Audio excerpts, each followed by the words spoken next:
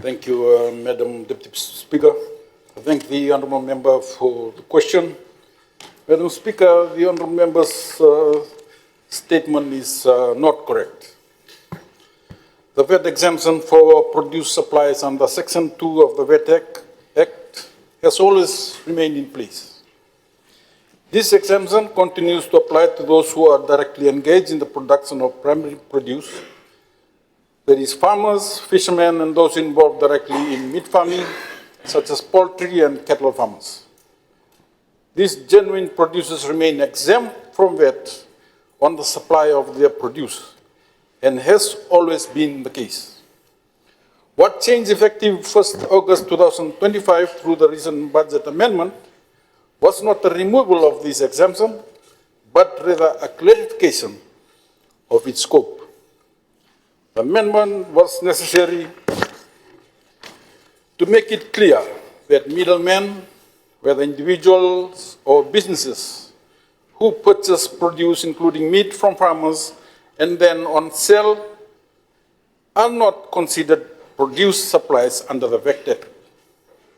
For example, a butcher who buys meat from a cattle farmer and sells it to consumers or retailers is not engaged in primary production.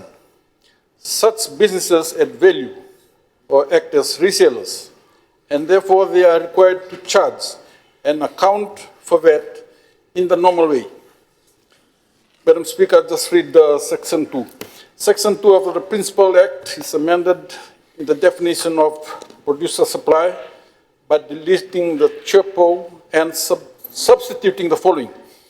Produce supplier means a person who is directly engaged in the cultivation, harvest, or farming of produce, and in the course or furtherance of all taxable activities carried on by the person supplies produce, and the supply of that produce constitute at least 90% of that person's total value of supplies, and the balance of goods and services supplied by that person is produced, but not in a raw and unprocessed state, provided that any such person shall not cease to be a produce supplier as a consequence thereof. Madam Speaker, this clarification was made to ensure fairness and consistency in the application of VAT across the supply chain.